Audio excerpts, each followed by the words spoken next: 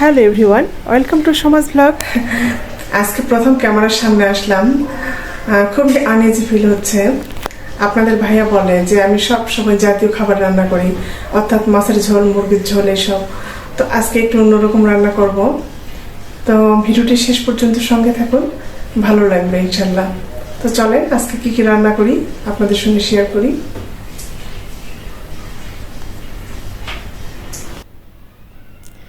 তো এই যে দেখেন, ছোট মাছ, 5 স্পেশালি মাছ গতকাল বাজার করছিলাম, অনেক কিছু মাছ একসঙ্গে মিক্স করা।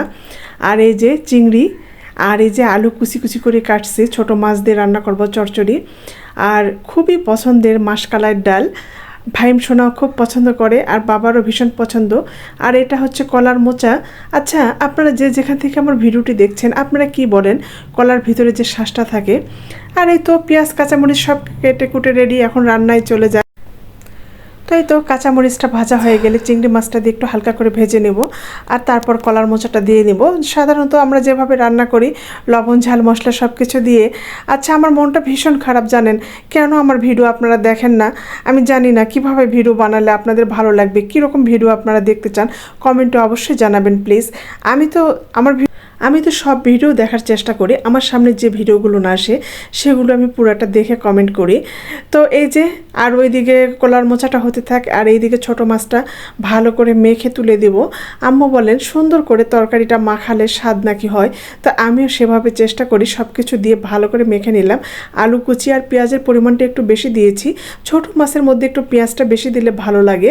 আর এই যে ছোট মাছগুলো ফ্রেশ বিলের, নওগাঁর যে একটা বিল আছে, সেই বিলে কয়েকদিন ধরে বৃষ্টি হচ্ছিল, আর গতকালে একটু বৃষ্টি কম ছিল, আর তখন এই মাছগুলো ধরা পড়ছে। বাজারে অনেক মাছ উঠছিল, তো আমি এগুলো কিনছি।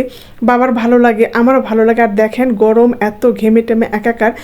আর এই যে মাসকালাইয়ের ডালটা সিদ্ধ করছিলাম, সেটা বেটে নিলাম। তো সব রান্না শেষ কথা বলতে বলতে।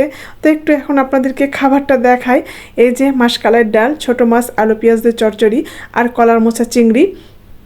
আর ভাতের মাঝখানে যে ছোট্ট ছোট্ট লেবু দেখছেন, প্লিজ আপনারা কেউ হাসাহাসি করবেন না।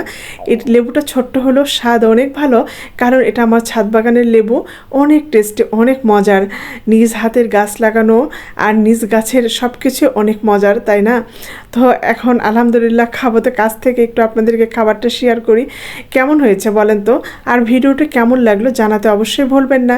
আর যদি ভালো লেগে থাকে, এই আপুকে ভালোবেসে অবশ্যই একটা লাইক দিবেন। আর যদি একটু বেশি ভালো লেগে থাকে, একটা শেয়ার করতে ভুলবেন না, সেই সঙ্গে কমেন্টও। আর এরকম ভিডিও যদি আরও দেখতে চান, তাহলে আমার পেজটা ফলো দিয়ে রাখতে পারেন। তো আজকে এই পর্যন্ত, সবাই ভালো থাকবেন। আল্লাহ হাফেজ, আসসালামু আলাইকুম।